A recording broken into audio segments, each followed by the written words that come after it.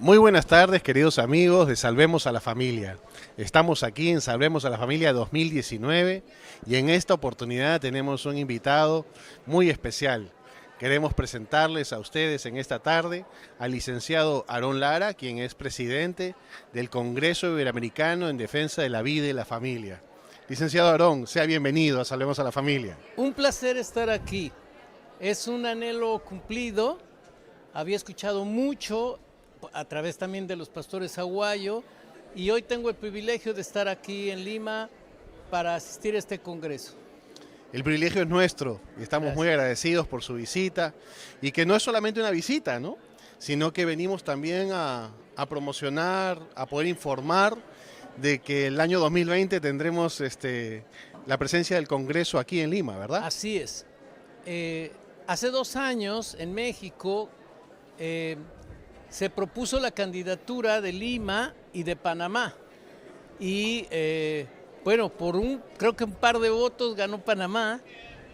Ahora es aquí en Lima y en marzo del 2020 y en 2021 será en Brasil. Hemos venido creciendo, gracias a Dios, y hay mucho interés en toda América Latina por el tema de vida y familia. Muy bien, qué espectacular noticia.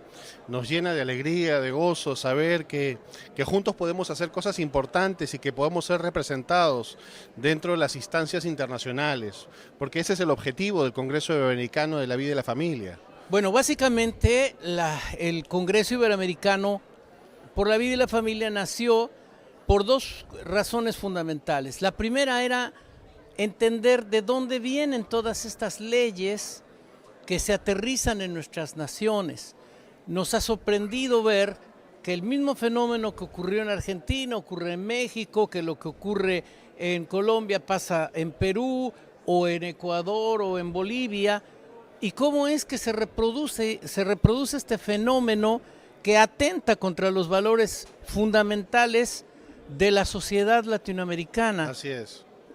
Y entonces comenzamos a explorar y nos dimos cuenta que estas ideas no nacían de los países de manera espontánea, sino que son producto de un enorme lobby mundial, internacional, concatenado con instituciones multilaterales, y entonces comenzamos a introducirnos en ese ambiente y descubrimos que efectivamente la OEA, por ejemplo, es uno de los principales gérmenes de donde se reproducen luego, primero en resoluciones y luego en leyes, la imposición de la ideología de género en los países. Así que nació como un esfuerzo nacional, después de unidad, y ahora es por la defensa de la vida y la familia frente a estas instancias multilaterales, insisto, que están estableciendo como resolutivos y luego como leyes la imposición. Porque hay que decir que la ideología de género por sí sola no lograría ni el interés ni el respaldo popular. La ideología de género se establece en los países a través de gobiernos autoritarios que imponen a través de leyes estas medidas a la sociedad. Así es. Y bueno, como usted mismo lo dice, la OEA es un campo infeccioso hoy en día, ¿no? Cierto. Ha perdido el real protagonismo que debería de tener para los fines en el cual fue creado, ¿no? Y cuéntenos un poco cómo ha sido la participación de los cristianos evangélicos a través del Congreso en la OEA. La OEA es un ámbito inexplorado por la Iglesia Evangélica. Este año siguiente, en el 2020, se van a cumplir 50 asambleas de la OEA. Es decir, la Iglesia Evangélica tardó 47 años en llegar a la OEA. Descubrí que estaba la OEA siendo el factor de transformación en toda la región.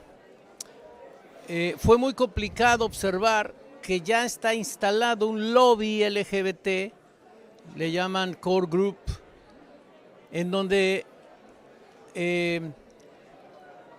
todas las instancias, todos los departamentos, todas las organizaciones, todos los trabajos que se realizan están de manera transversal imbuidos de ideología de género. El sistema interamericano, la Corte Interamericana de Derechos Humanos, cualquier organismo de la OEA ya está instalado la ideología de género. Absolutamente.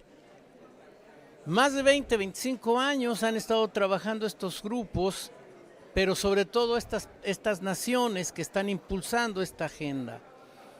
Y cuando llegamos como cristianos nos dimos cuenta que había muchos grupos católicos, pero que no han avanzado, sino solamente han protestado por algún tipo de iniciativas. Nuestra primera presencia ahí fue en el año 2017. Fuimos 2 personas en una asociación civil como organizaciones no gubernamentales.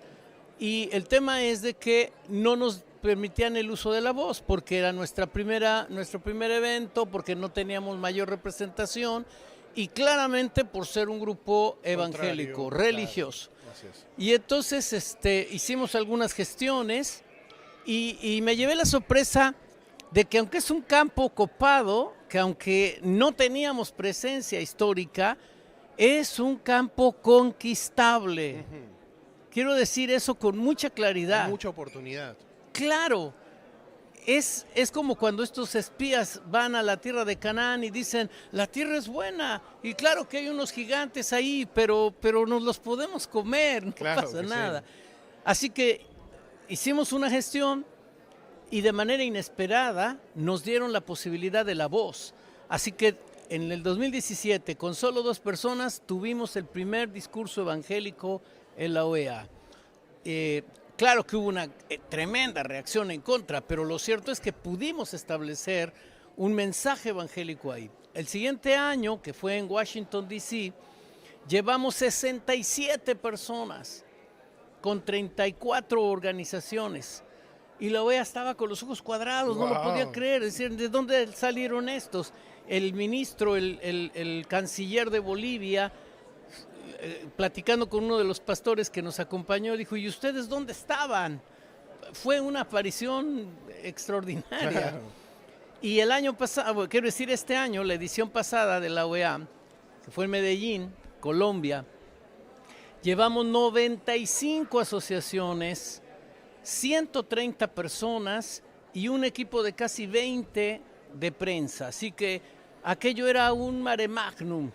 Y al final de las exposiciones de la sociedad civil, les pedí a todos que pasáramos a donde estaban las banderas y comenzamos a gritar por la vida y la familia. Y entonces todos los demás grupos pro vida se empezaron a sumar y la imagen es espectacular. Más de 200 personas y todos los funcionarios de la OEA salieron huyendo, ¿sabes? Salieron corriendo, espantados. No querían que les tomaran fotos cerca de donde estábamos nosotros. Así de ese tamaño es su miedo. Pero lo cierto es que la iglesia evangélica y sobre todo los grupos que amamos la vida y la familia, dejamos un precedente histórico en la OEA.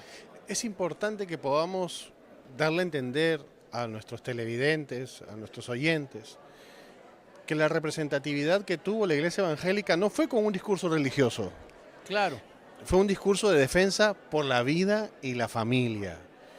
Es muy importante en este sentido. Todos estos grupos, como las instancias de gobierno en nuestras naciones, ellos nos piden no un mensaje religioso, sino un mensaje secular. Así que lo que hemos venido construyendo es, sin dejar de resaltar nuestra identidad como hijos de Dios, hemos construido un mensaje jurídicamente sólido, respaldado con argumentación científica, biológica, médica. Es inatacable lo que nosotros presentamos, porque no estamos hablando en base de ideologías, estamos hablando en los propios documentos de la OEA, porque es inverosímil el hecho de que la OEA tiene sus documentos básicos en donde se defiende la vida y la familia. Imagínense ustedes que el Pacto de San José, que es la Declaración Americana de Derechos Humanos, en su artículo 4, numeral 1, dice que el Estado, los estados firmantes, están obligados a defender la vida desde la concepción. Lo dice el documento fundacional del Pacto de San José.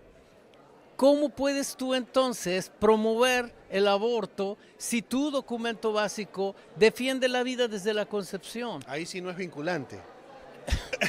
resulta que los resolutivos que se negocian en estas asambleas generales están atentando contra los documentos originales de la OEA. Lo mismo Claro. pasa en la ONU, pero a las personas que nos escuchan, yo quiero decirles, el verdadero problema es que ha faltado una voz profética, una voz que vaya y les recuerde, este es el camino, andad por él. Necesitamos que la iglesia cumpla con su papel profético de ser luz Así es. para el mundo. La iglesia tiene que acceder en esta tarea de misión, de ir y llevar el evangelio a toda criatura e incidir en estas instancias. Yo les he dicho a los pastores con los que conversamos, así como mandamos misioneros a la India y a China y a la África, tendríamos que mandar misioneros a la OEA y a la ONU y a todas, a la UNICEF, a la UNESCO, porque también son etnias. Claro. Hablan su propio idioma, Claro. y además son caníbales. Exacto. Se comen entre ellos. ¿Sabes? Sí. Necesitamos enviar misioneros ahí también. Qué importante ese mensaje. Muchas veces equivocadamente hemos abandonado diferentes territorios como creyentes, las artes, la prensa, O la ciencia. la ciencia Claro, y la política. cierto. Qué tan importante es para nosotros poder recuperar como iglesia la presencia en esas esferas. Acabamos de tener en México la visita de un neurocientífico, el doctor Gabriel Floresiani de la Argentina. Él acaba de escribir un libro que se llama La batalla por la mente. Y lo invitamos a México y lo llevamos a 3 ciudades. Y fue espectacular. Es peruano. Claro, Claro, él, es peruano, sí. tienes razón. Él nació en Perú y lo llevaron muy radica en pequeño. Argentina, Sí, sí. cierto, es verdad. Bueno, resulta que él, hablando de las neurociencias, las explica basado en la escritura, y dice, la Biblia ya hablaba de la renovación de la mente, etcétera, una serie de criterios neurocientíficos, pero que tienen un respaldo bíblico. La ciencia, por supuesto, tiene un sustento bíblico, y la palabra de Dios respalda este tipo digamos, del área científica, que luego la vemos como un enemigo de la fe, y es por lo Totalmente contrario, distinto. por supuesto. Pero en cualquier otra área, el tema de la justicia y la legalidad, no puede haber leyes justas si no están basadas en los criterios Tal de cual, la palabra así de es. Dios. Así que lo que necesitamos es entender que como cristianos tenemos el deber de predicar la palabra, pero sustentada de tal manera que la sociedad que nos escuche entienda que nuestro mensaje no es de odio, no es un mensaje homofóbico, Por supuesto. es un mensaje de amor, de misericordia, de transformación. Si queremos hablar de la transformación que necesita la América Latina, las claves para ello están en la palabra de Dios. Así es. Qué importante que podamos haber llegado a despertar para poder empezar a entrar a este terreno, ¿no? El 2020 vamos a tener una presencia importante de personas que están ocupando cargos públicos en diferentes naciones. Así es. Cuéntenos un poco sobre eso. El Congreso Iberoamericano por la Vida y la Familia, que se llevará a cabo en abril del 2020 aquí en Lima, Perú, tiene una agenda muy amplia, porque trabajamos en 7 ejes distintos. Uno de ellos es el campo de la política. Y lamentablemente se ha dicho muchas veces que la política es del diablo. Lo cierto es que se la hemos dejado al diablo, y entonces por eso es que se ha vuelto tan ajena a nosotros. corrupta, sí, claro, tan desviada del propósito original.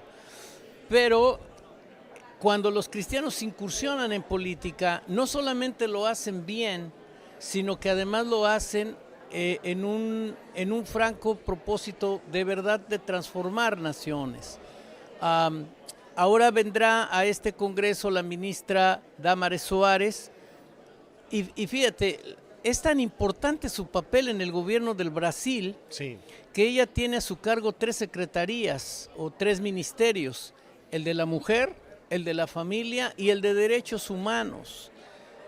Ella estará con nosotros y estará compartiendo una plenaria y hablaremos con ella de cómo vamos a luchar para poder propiciar la creación de un core group pro vida en la OEA.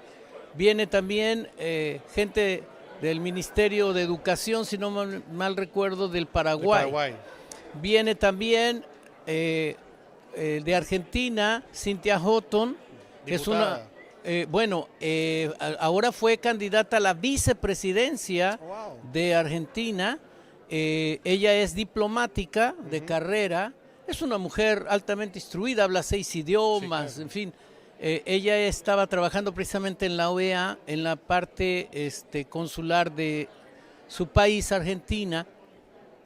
En fin, vienen diferentes personalidades, vienen varios cristianos que han fundado partidos políticos en sus propias naciones. Atacamos todo este tema del área política porque es un instrumento para mejorar la vida de la sociedad. Así que vamos a tener todo un capítulo para eso, aunque va a haber un capítulo solo para jóvenes, porque la influencia de los jóvenes es fundamental. Hoy vivimos en una etapa en la que, por ejemplo, los jóvenes hoy no están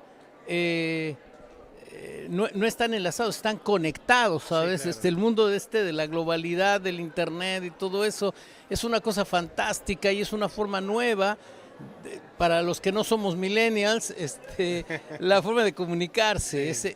Insisto, no están comunicados, están conectados. Y vamos a tener conferencias solo para jóvenes, para damas, por supuesto. Tenemos un tema muy específico para los pastores, no solo para la sensibilización en cuanto a estos temas, sino la participación pastoral, porque eso es fundamental. Los pastores son quienes guían a la nación y necesitamos corazones de pastores que estén cerca del rey. Ese es el mensaje bíblico. No hay un solo rey en las Sagradas Escrituras que no haya tenido cerca un sacerdote. Exacto. O un profeta. Exacto. Y ese papel necesitamos que los pastores del día de hoy lo cumplan también. Necesitamos a los pastores cerca del corazón del rey. Amén. Licenciado, para ir cerrando, empezamos a tener presencia en las instituciones internacionales. Estamos haciendo un llamado a que los pastores puedan despertar y puedan entender los tiempos que estamos viviendo y la necesidad de involucrarnos en el campo político, no para hacer política, sino simplemente para defender la vida y la familia. ¿Qué mensaje le daría usted al integrante de las iglesias de a pie, aquel creyente que de repente ve todavía con temor el campo político? ¿Qué mensaje le daría a usted en este tiempo? La Biblia dice que la fe sin obras está muerta. Yo digo que la santidad sin efecto social no sirve tampoco. En América Latina tenemos lamentablemente un cáncer en nuestros sistemas de gobierno que es la corrupción. Así es. Pero eso se da porque los cristianos no están ocupando cargos de dirección. Los cristianos debemos ser absolutamente incorruptibles. Los cristianos debemos ser absolutamente agentes de la excelencia. Los cristianos debemos ser definitivamente el referente de lo que es ser un ciudadano. Así que los cristianos somos los primeros en cumplir los deberes ciudadanos, como es votar y como es opinar y como es participar. La sociedad no se construye sola, la construyen los ciudadanos. Y los cristianos somos o debemos de ser el paradigma de lo que significa ser un ciudadano. Hace 200 años, cuando se gestaba la movilización electoral basada en la ciudadanía, no había como hoy tenemos institutos electorales y demás, sino que se escogía a la gente para que fueran los que recibieran las boletas y las contaran en las urnas. En Inglaterra se escogía solo a evangélicos, solo a cristianos y muy particularmente a cristianos metodistas, porque ellos tenían la reputación de ser incorruptibles y sabían que si ellos contaban los votos... Eso era. Bueno, necesitamos recuperar eso. Los cristianos debemos participar como ciudadanos, y si es necesario salir a la calle a marchar, tenemos que hacerlo, porque ese es nuestro deber como ciudadanos, y más cuando se trata de defender valores del reino. Así es. El Señor mandó al pueblo de Israel a marchar alrededor de Jericó. Era una manifestación, les diríamos hoy. Claro. Un día, una vuelta cada día. Y el último día fueron 7 vueltas. La gente tiene que volver a salir a las calles a marchar y en algún momento a gritar. Y cuando gritemos y alcemos la voz, los muros caerán. Muy bien, muchas gracias por ese mensaje. Muchas gracias, licenciado Aarón. Es un placer estar con usted en Salvemos a la Familia y vamos a seguir disfrutando de esta conferencia. Encanta. Muy bien, estuvimos entonces en esta tarde con el licenciado Aarón Lara, presidente del Congreso por la Defensa de la Vida y la Familia.